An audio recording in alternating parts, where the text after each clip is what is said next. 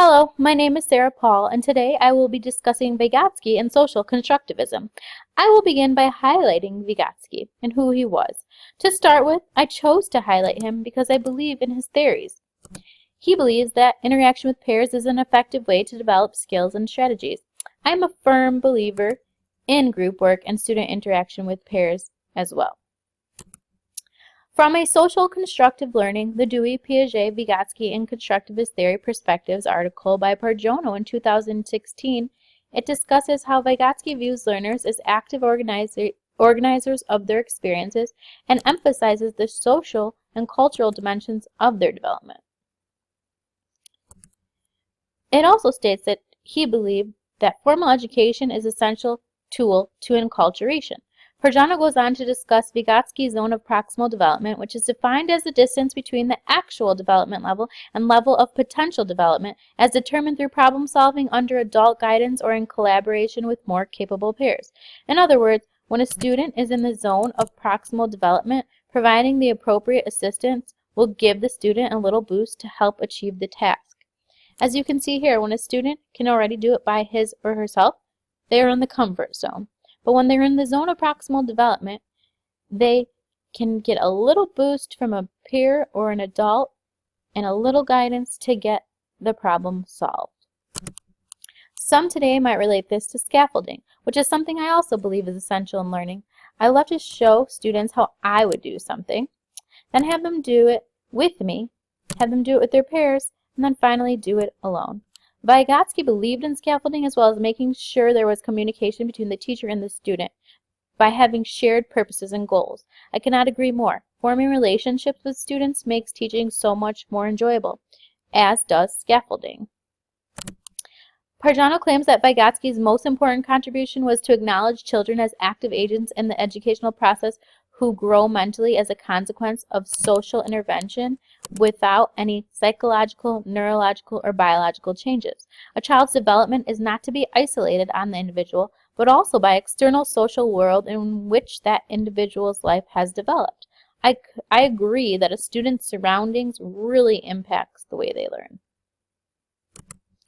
Parjono then goes on to discuss how Vygotsky asserts that learning awakens a variety of internal development processes that are able to operate only when a child is interacting with people in his environment and in cooperation with his peers. This then brings me to my next topic, which is social constructivism. To start with, Parjono states that constructivism holds that learning is a process of building up structures of interpreted experience. Learners create interpretations of the world. The mind is viewed as the builder of symbols and the tools used to represent the knower's reality. External phenomena are meaningless unless the mind perceives them.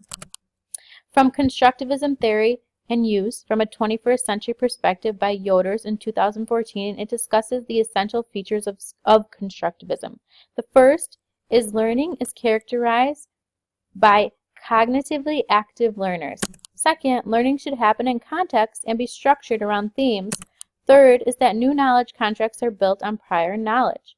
Fourth is new knowledge should be applied and feedback should also be provided. The last is that the learner should self-reflect on their own learning process. So what is the difference between constructivism and social constructivism?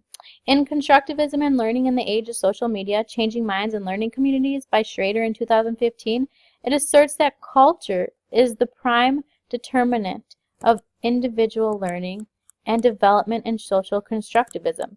The surrounding culture provides the processes or means of human thought. Culture teaches us what and how to think.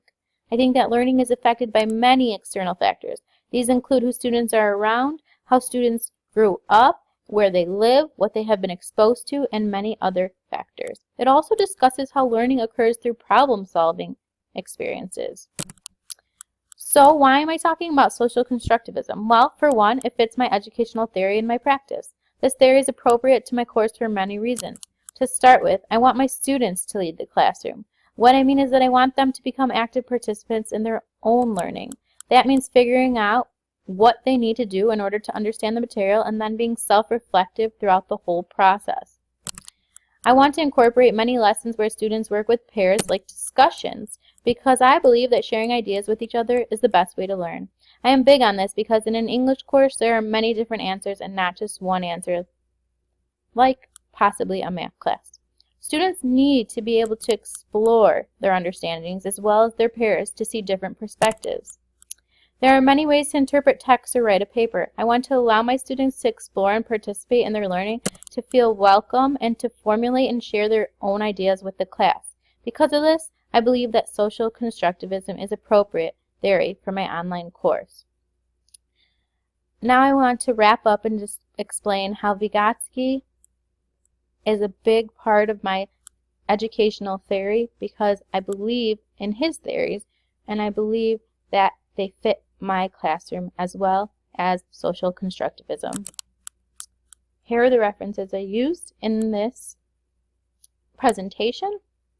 I hope you have a great day. Thank you.